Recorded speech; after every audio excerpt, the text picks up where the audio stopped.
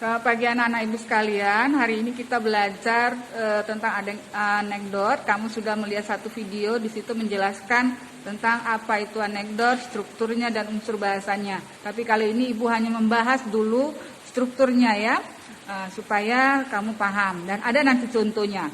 Di sini anekdot itu adalah sebuah cerita lucu yang realita kehidupan sehari-hari diangkat. Apalagi tentang orang penting atau orang terkenal yang disinggung kehidupannya. Tapi di dalamnya itu ada menurut orang yang membaca itu seperti lucu, ya.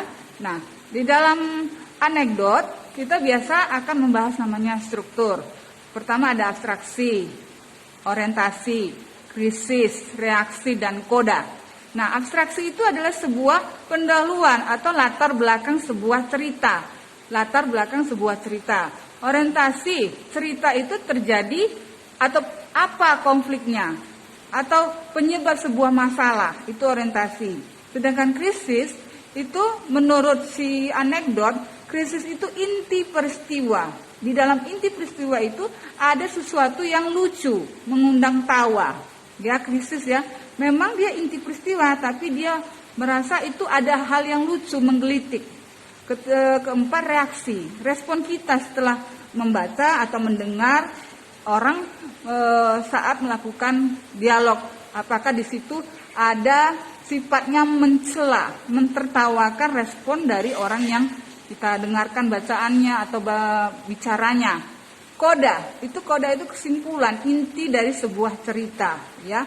Apakah dia termasuk pada anekdot atau tidak?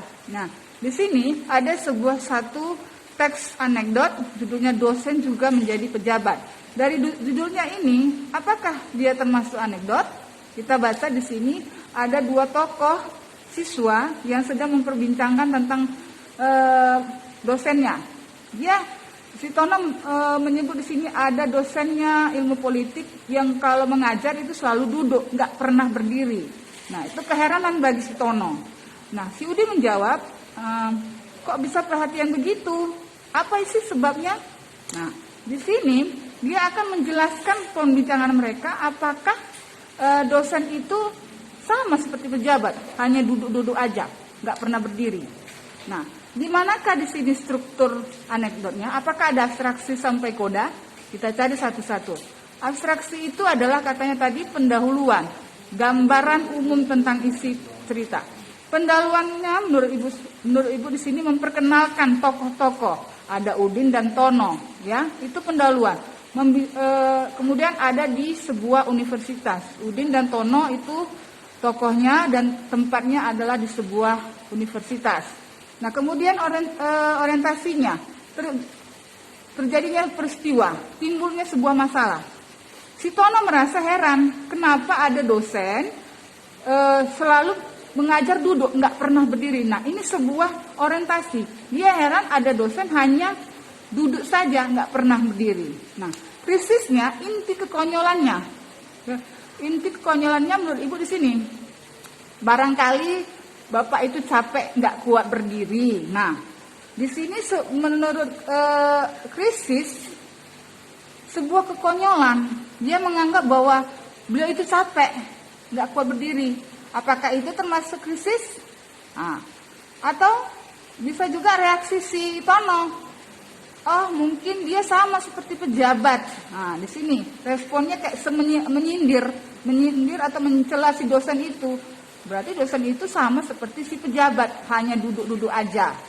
Nah, reaksinya itulah tadi ya, seperti menyindir atau mencela dosen sama juga dengan pejabat. Kodanya adalah kesimpulan, berarti dosen dengan pejabat itu sama, takut posisinya diambil, makanya dia duduk-duduk aja, nggak pernah berdiri kalau mengajar. Jadi ternyata di teks 1 ini ada semua yang ditanya dalam teks anekdot, yaitu abstraksi, yaitu perkenalan. Ada dua tokoh, Tono dan Udin, dan di kantin. Orientasinya, terjadi sebuah masalah, ada siswa bernama Tono heran, kok guru hanya selalu duduk aja kalau mengajar, nggak pernah berdiri. Nah, itu orientasi. Krisisnya menggelitik. Beliau itu capek, nggak kuat berdiri mungkin.